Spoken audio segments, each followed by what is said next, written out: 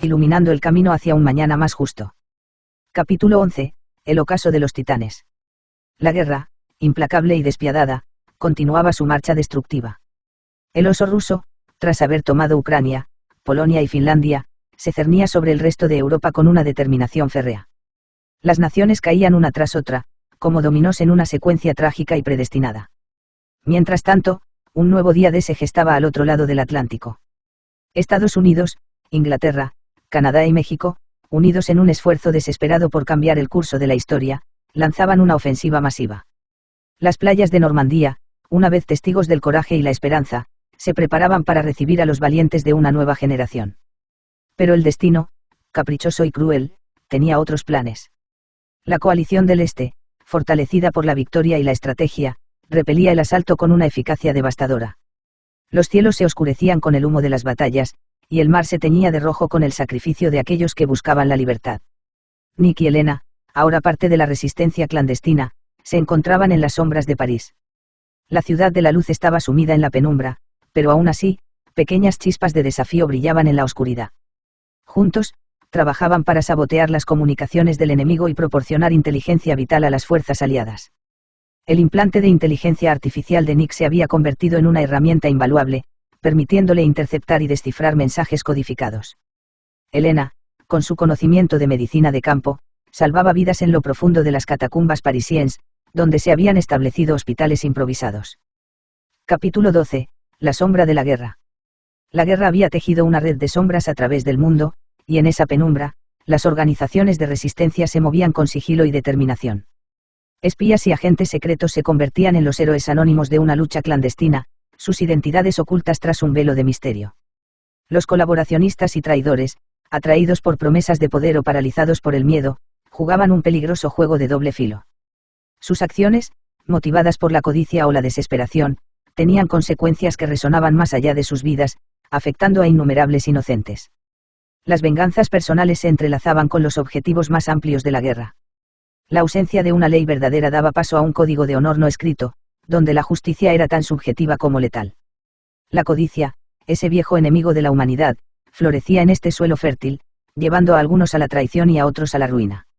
En México, la resistencia se encendía con la pasión de su gente.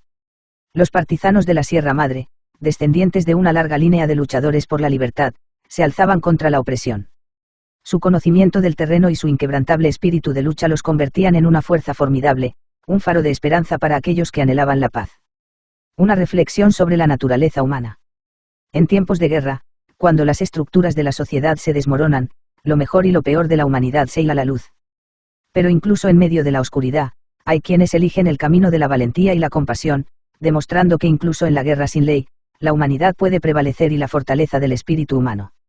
En las sombras y en la luz, la lucha por la libertad y la dignidad persiste, con cada acto de coraje acercando a la humanidad a un futuro. El oeste de Estados Unidos, una vez tierra de libertad y oportunidad, se encontraba ahora bajo el yugo de los conquistadores chinos, norcoreanos y rusos. La cultura del Wild West, con su ley del revólver y su espíritu indomable, chocaba con la nueva realidad impuesta por los ocupantes. Las ciudades que habían prosperado gracias al sueño americano ahora se veían sometidas a un régimen de hierro.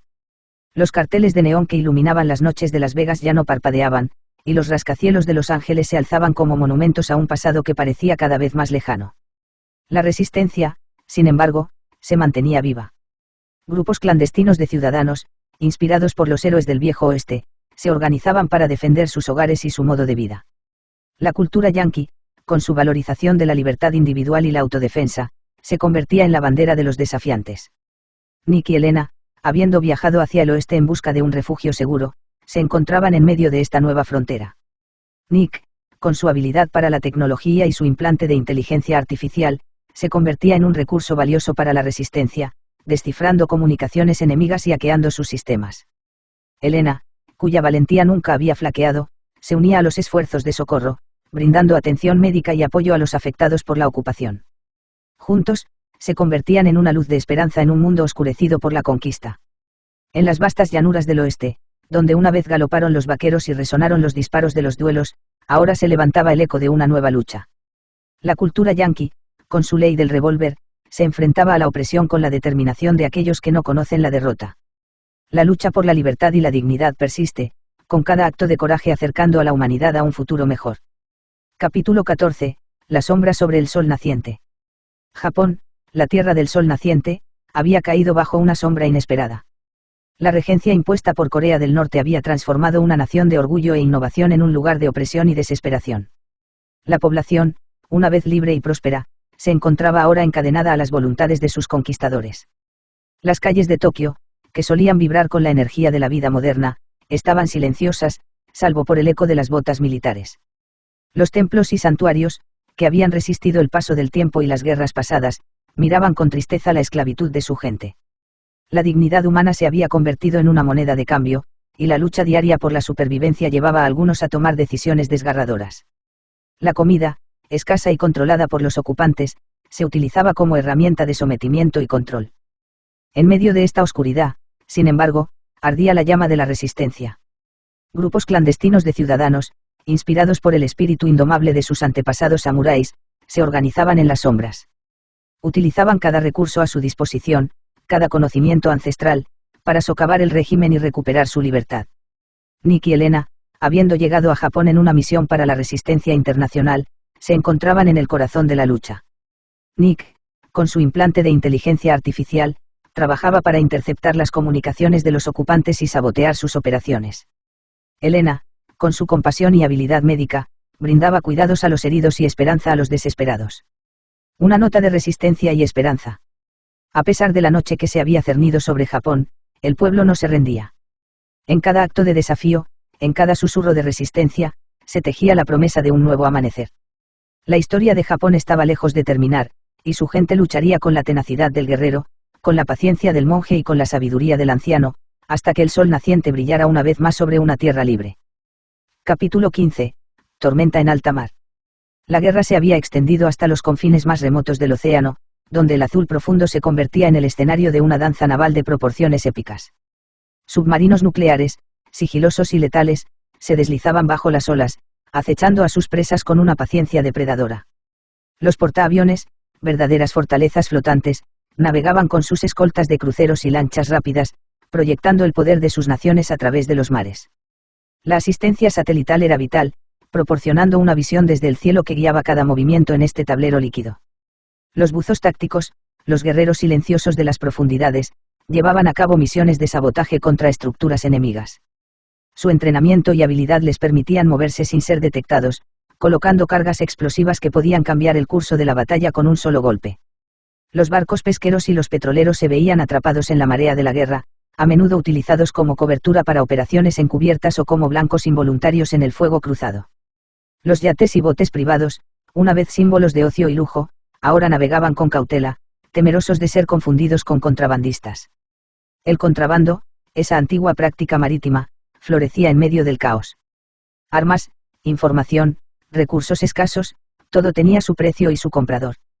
Las rutas secretas y los pactos oscuros eran la norma, y en un mundo donde la ley se desvanecía con la línea del horizonte, el ingenio y la audacia eran moneda corriente.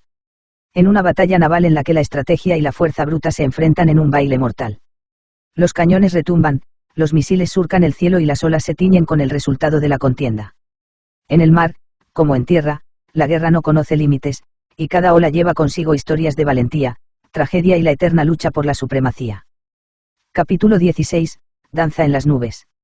Las batallas aéreas, conocidas como dogfights, se habían convertido en un espectáculo común en los cielos del mundo. Los pilotos, maestros de sus máquinas voladoras, se enfrentaban en duelos que decidían el destino de naciones enteras. En Medio Oriente, los cielos ardían con el rugido de los motores a reacción. Los cazas se entrelazaban en una danza mortal, sus maniobras tan ágiles como las de un halcón en caza. Cada enfrentamiento era una prueba de habilidad y coraje, con el desierto abajo como testigo silencioso de su valentía. Sobre Francia, el eco de las batallas aéreas resonaba con un tono melancólico, recordando los enfrentamientos de la Primera Guerra Mundial. Los pilotos surcaban el cielo azul, su lucha una mezcla de honor antiguo y tecnología moderna. El Golfo de México veía su parte de conflictos, con aviones que surcaban las aguas turquesas, vigilando de cerca las rutas marítimas críticas. Los enfrentamientos eran rápidos y furiosos, con cada piloto sabiendo que el control del cielo significaba el control del mar. En Corea del Sur los cazas cuando entraban en combates intensos y dejaban marcas en el firmamento. Australia, lejos de los focos principales de la guerra, no estaba exenta de la amenaza. Sus pilotos se elevaban para proteger su vasta y hermosa tierra, su destreza en el aire un recordatorio de que ningún lugar estaba a salvo de la sombra de la guerra. Sobre el espíritu de los pilotos. En cada batalla aérea, en cada dogfight, se revelaba la esencia de la lucha humana, la búsqueda de la victoria, el deseo de proteger, y la inquebrantable voluntad de volar. Capítulo 17. La victoria de los Baiba. En las costas de Papúa Nueva Guinea, cerca de Port Moresby, se erigía el último bastión de resistencia contra la invasión planeada por China y Corea del Norte hacia Australia. La operación, meticulosamente planeada y ejecutada, parecía imparable, hasta que se encontraron con los guerreros de la tribu Baiba, conocidos como los Invencibles.